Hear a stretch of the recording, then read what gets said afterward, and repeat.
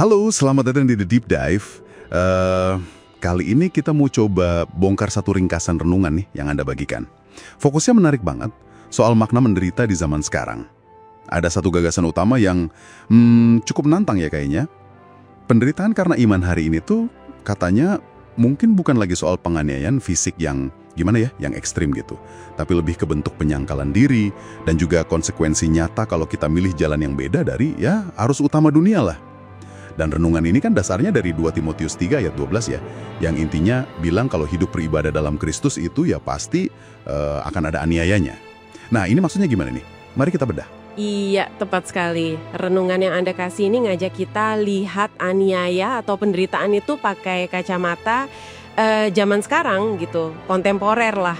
Jadi ya itu tadi bukan lagi soal ancaman fisik langsung kayak zaman dulu, tapi lebih ke gimana sih pilihan-pilihan iman kita sehari-hari itu ya ada konsekuensinya.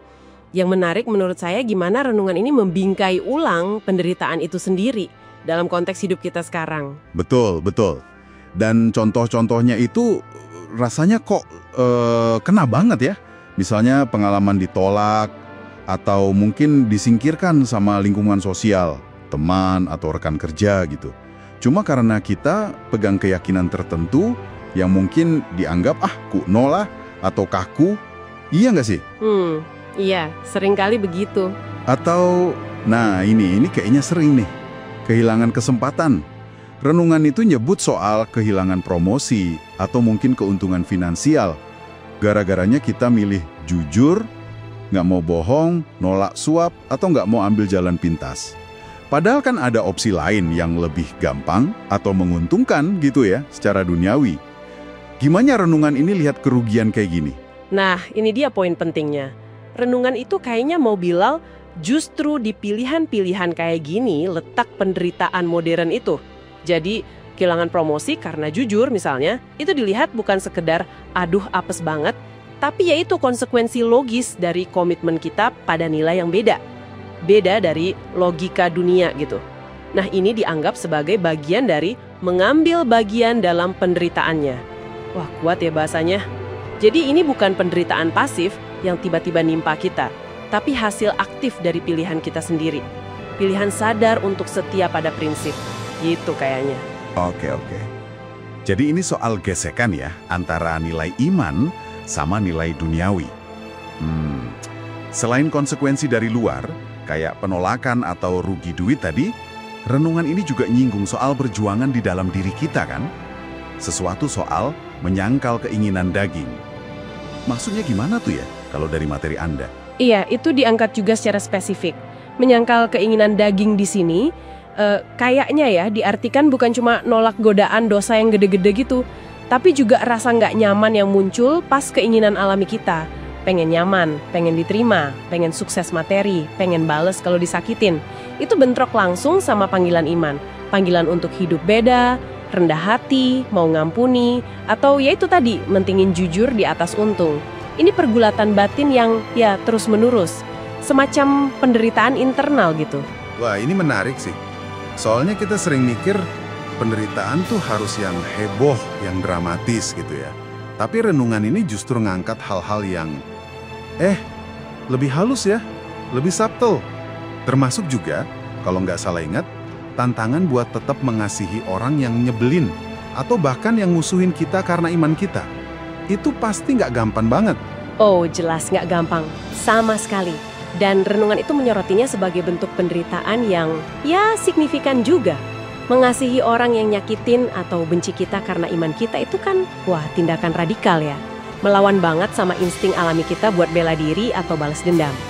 Nah, menurut perspektif renungan ini, upaya sadar buat tetap mengasihi dalam situasi sulit kayak gitu, itu wujud nyata dari memikul salib. Ya, dalam hidup sehari-hari. Sekali lagi, ini pilihan aktif, yang ada biayanya secara emosi dan psikologis, gitu. Oke, jadi kalau kita tarik benang merahnya nih dari semua contoh tadi, penolakan sosial, rugi materi, pergulatan batin, terus mengasihi orang sulit. Apa dong kesimpulan utamanya? Jadi menderita menurut renungan ini artinya apa? Ya, kesimpulannya menderita dalam konteks renungan ini tuh intinya adalah menghadapi berbagai bentuk ketidaknyamanan, penolakan, kerugian, atau pergulatan, baik dari luar maupun dari dalam.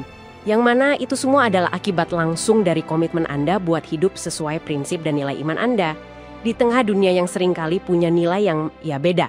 Jadi ini soal konsekuensi dari kesetiaan. Nah, yang menarik lagi, penderitaan ini dibingkai ulang.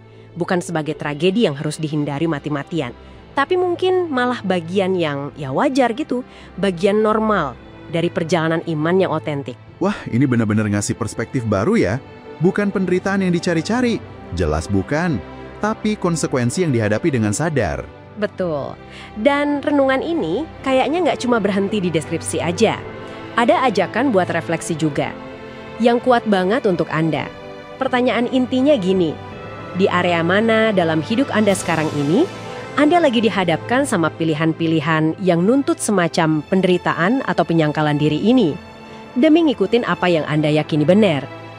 Ini jadi personal banget kan? Karena bentuknya bisa beda-beda buat tiap orang. Tergantung konteks hidupnya, pergumulan spesifiknya apa. Itu pertanyaan refleksi yang bagus banget. Dan mungkin sebagai penutup ya, ada satu pemikiran terakhir nih yang muncul dari materi ini, buat Anda renungkan lebih dalam.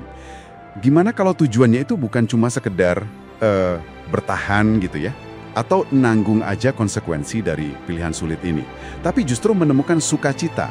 Sukacita yang dalam, di dalam ketaatan itu sendiri, meskipun rasanya kayak pengorbanan.